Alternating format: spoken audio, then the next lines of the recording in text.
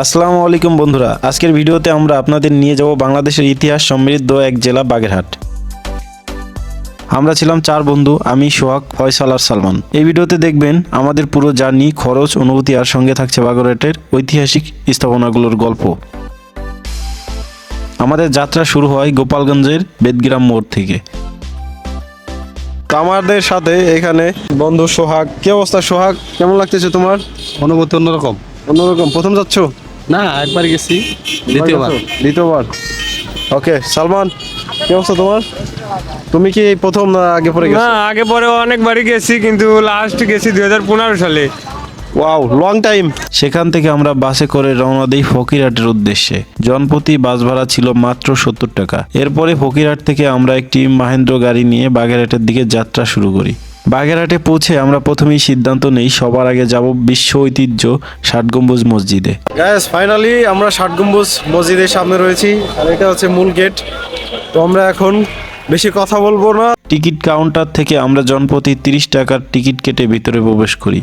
ঠিক তখনই নামাজের সময় হয়ে যায়। আমরা 4 জন একসাথে ওই ঐতিহাসিক মসজিদে নামাজ আদায় করি, যা আমাদের জন্য ছিল এক অনন্য অনুভূতি। আমরা অনেক দিন যাবত ঠিক করেছিলাম যে এখানে আসবো, এসে নামাজ আদায় করব। তো তুমি অবশেষে আসতে পারছো, তো এই জন্য তোমার কাছে কেমন লাগছে? আসলে আগে আসা হয়েছে, কিন্তু এখানে নামাজ পড়ার উদ্দেশ্যে আসিনি কখনো। এবার আসার পরে জুম্মার নামাজ আদায় করলাম, খুবই ভালো লাগলো। আর মানে অন্য জায়গায় নামাজ পড়ি, কিন্তু আজকে নামাজ পড়ার পরে একটা মনের ভিতরে একটা অন্যরকম একটা ফিলিংস আসছে। এখানে আগের পরে আসছি, কিন্তু নামাজ পড়ার উদ্দেশ্যে আসিনি এখনো। অনেক ভালো লাগছে। তোমার কাছে কেমন লাগলো আর কি? বিশেষ করে আজকে তো জুম্মার দিন, খুব ভালো একটা দিনে আমরা আসলে আমরা ভালো দিনে আসছি, এসে জুম্মার নামাজ পড়ছি, এই কারণে খুবই ভালো লাগতেছে। আর পরিবেশটাও খুবই সুন্দর।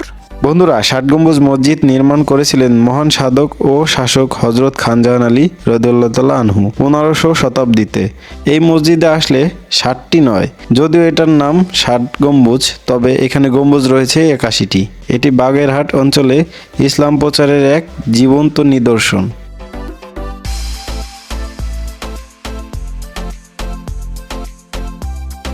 নামাজ শেষে আমরা মসজিদ আর আশেপাশে কিছুক্ষণ ঘোরাঘুরি করি, কিছু ছবি তুলি।